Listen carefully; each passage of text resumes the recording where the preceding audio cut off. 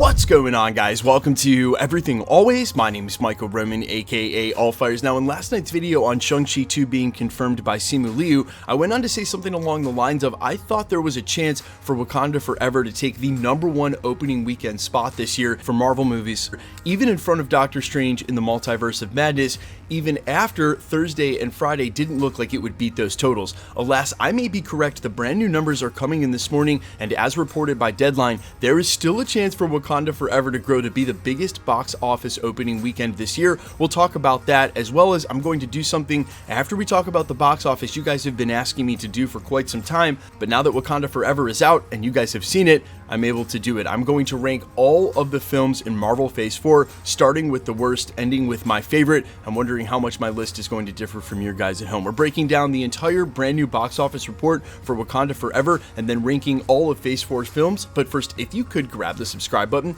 We do daily Marvel content at the channel, and that's all we do. Everything from official Easter egg breakdowns, trailers, and reviews to the occasional industry insider report and everything in between. So if that sort of thing's for you, hit the subscribe button, leave a comment down below. That will automatically enter you to win our ongoing PS5 giveaway, which we are right around the corner from. Again, all you got to do, be a subscriber, leave a comment on this video. If you want, stick around to the end of the video. We'll get into all the giveaway stuff again there. Also, I'm going to talk about Black Panther Wakanda Forever's box office first. If you just want my ranking for Phase 4, or in a couple of weeks if you find this video, I'll put a timestamp literally pinned in the comments. You can click that. It'll take you right to my top movies of Phase 4. Okay, so this morning, and coming from Deadline, under the headline Black Panther Wakanda Forever rises to almost $185 million opening weekend with the Saturday box office, and then went on to note how important today's swing numbers are as far as how big that this release can get. Now, already, based on the numbers from Thursday and Friday that are confirmed, Disney and Marvel Studios' Black Panther Wakanda Forever has now bagged the 10th highest opening day ever with 84 million. So it's already in the upper echelon of grossing films,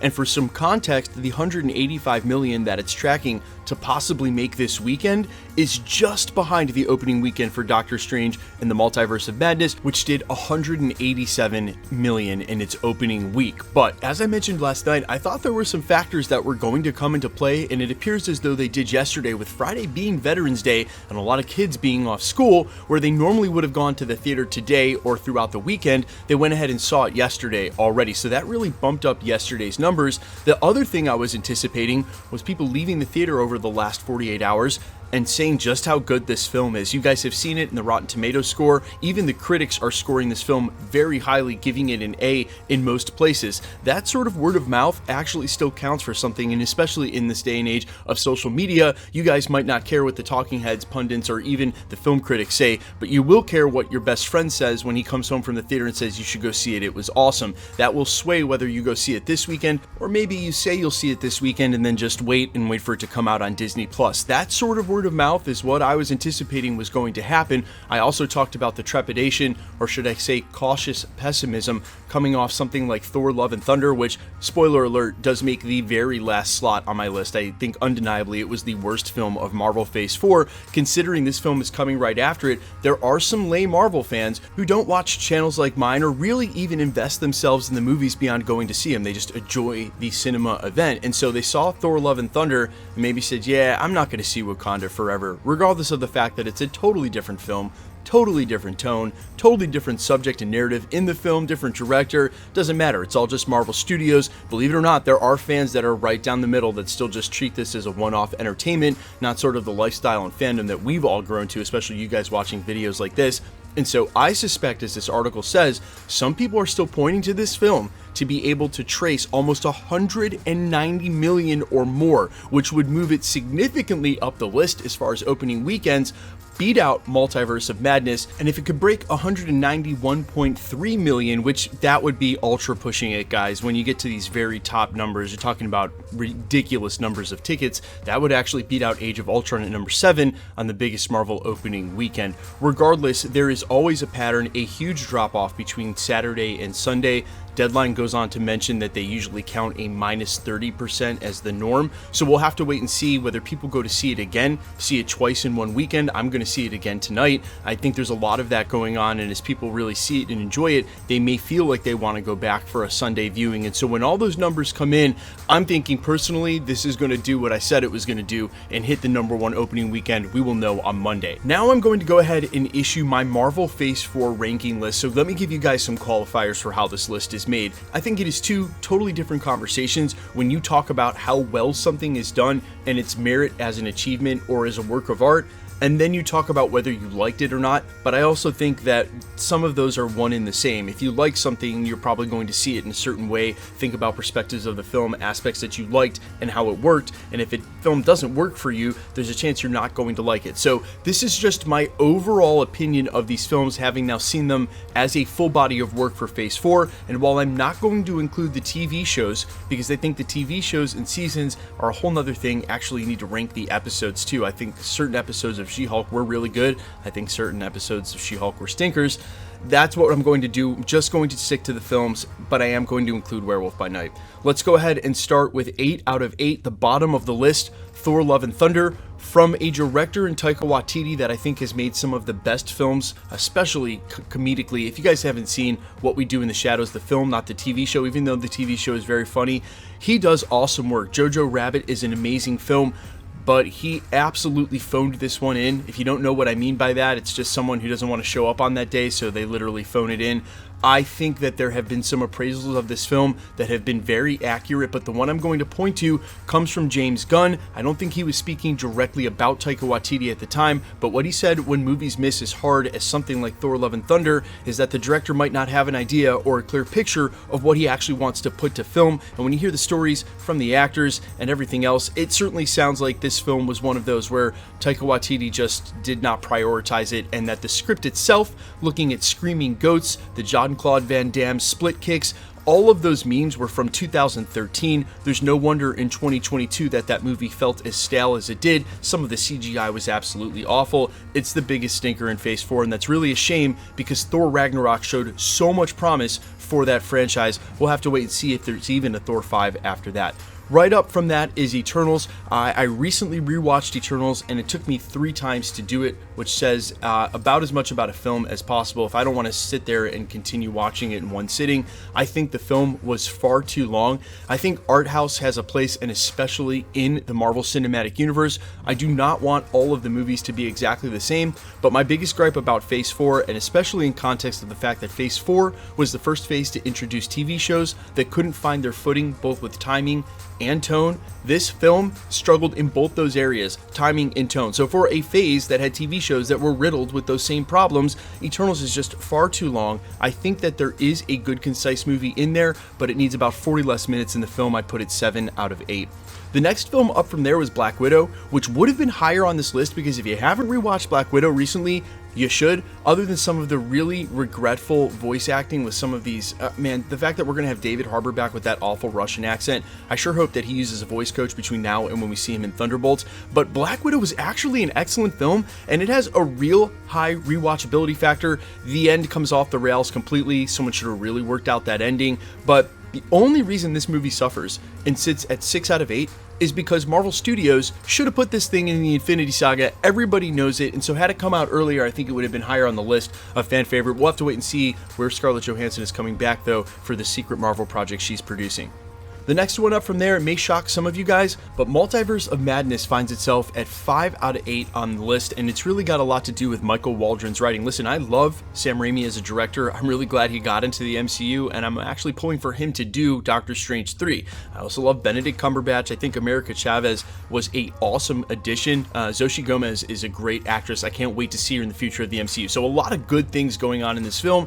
Michael Waldron's writing for me is just something that I think he is almost great, but is missing a couple of very key character moments and has a tendency to introduce brand new jargon in a moment that when we should be just rooting for a character and intrinsically feeling something, he forces us to think. The same thing happened at Loki. When we're introduced to Jonathan Majors Kang, in a moment where I'm wanting to feel, I'm having to think. Now trust me, as a guy who talks about these movies ad nauseum on YouTube, giving us a lot to think about actually is good for me. My problem is that I just don't love it. I don't love Michael Waldron's writing. Yes, he is the guy writing Secret Wars. That doesn't mean that I'm not going to love Secret Wars, but as far as what happened in Multiverse of Madness, I think that film needed a lot more work on the script and post. But if you remember about that film, and this is very true, it was shortly after it was released that the director Sam Raimi, in an interview with Vanity Fair, basically admitted that they had to rewrite the script with Michael Waldron from scratch after Scott Derrickson left the project. It would have been 2 months away from production, but COVID ended up happening and kicking the can way down the road, which gave them time to work on it. To me, just not enough time to put the finishing touches on it to make that film great. So that's why it sits at 5 out of 8. I didn't hate it, but I didn't love it in the way I loved some of the other films on this list. Next up, at number 4 on the list, Black Panther: Wakanda Forever. And this may have a chance to move up. I really wanted to put it maybe number 1 on the list, but because I'm an admittedly biased Marvel fan, when I see something, I have a tendency to like it right off the bat, regardless of maybe some of the things or how good it actually is. I thought that I liked Thor: Love and Thunder the first time I saw it, but I was also several drinks in and at the red carpet premiere.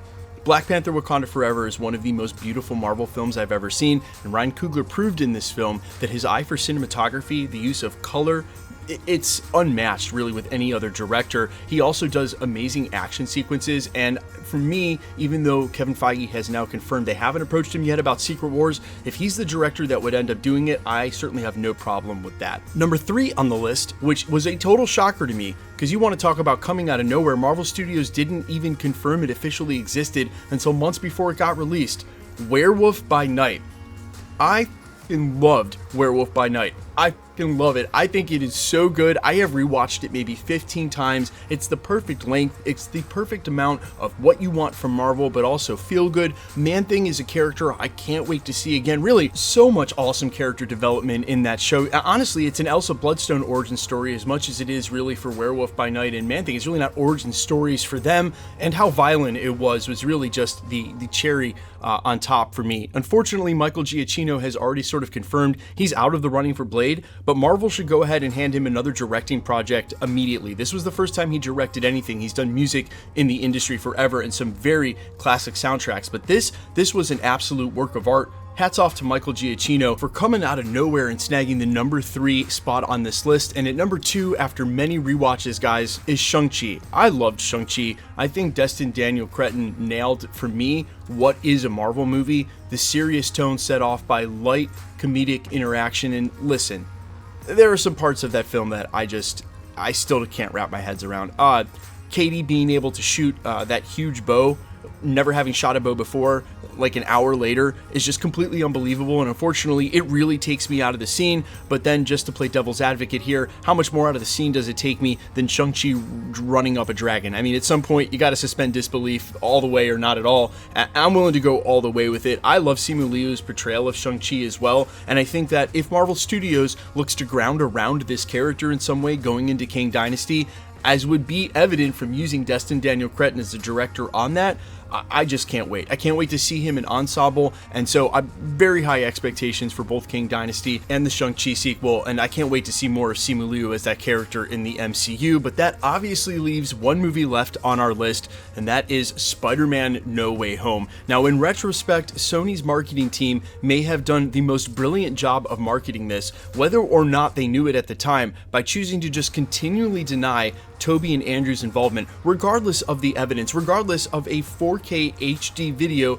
of Andrew on set being broken down by even the top of CGI artists over a corridor crew, proving the video was real. They just continued to say no, they're not in the film. And that continual denial led to hype that drove Spider-Man: No Way Home to the heights of Avengers Endgame, something I thought we'd never see again, but all of a sudden was there, and for a film not even 2 years later. Now, they had already shown us variants during Loki, but bringing back 2 variants that we've already followed intrinsically, that we know on a level like Tobey Maguire and Andrew Garfield, was something brand new. And so for the fandom of it, for the Marvel cultural aspect of seeing this on film, getting other Spider-Mans to join up with our Peter Parker, I'm just not sure that that's something that we'll ever see again or will have the same sort of impact it did.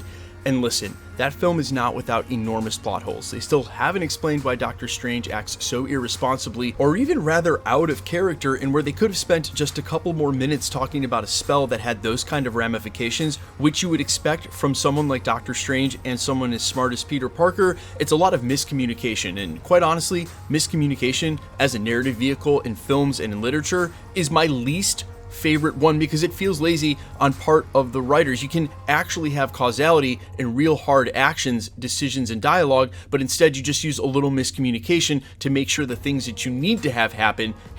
But that is me just being a film critic and a nitpicker. Really, when you ask a Marvel film to do cool things, this is what Spider-Man No Way Home did. And just because, again, of the cultural impact, the hype at the moment, what it meant for the fandom, how it felt in the theater to see this, and then where it's going to live now amongst all of the famous Spider-Man entities, especially right up there with Spider-Man Into the Spider-Verse, it is your quintessential Marvel film, and quite honestly, the biggest and best of Marvel Phase 4 that included some really other good films like Wakanda Forever and of course Shang-Chi. So guys, let me know down below, as I'm sure you will, all your thoughts and reaction to this list. Let me go ahead and run down it again. Spider-Man No Way Home is number 1 out of Phase 4. Shang-Chi is number 2. Werewolf by Night is number 3. Number 4, Wakanda Forever. Number 5, Multiverse of Madness. Number 6, Black Widow. Number 7, Eternals. And the worst number 800 out of 8, Thor Love and Thunder, with an absolute stinker. Of course, I know you guys are going to have different lists and different opinions. I am all ears. I didn't have a chance to really go into it in each film, but this would make this video like a half hour long, and let's not do that. You guys let me know down in the comments quickly. Let's get into the giveaway stuff before I let you go. All right, we're still giving away a PlayStation 5. Every 20,000 subscribers up to 1 million, the next milestone is 1 million. We are right around the corner from that. If you want to be entered to win, all the same rules will always apply. All you have to do is be a subscriber, so hit the sub button, then leave a comment down below, because it's truly random. The more videos you comment on, the better chance you have of winning. All winners will be announced at the end of videos, the same way we're doing here.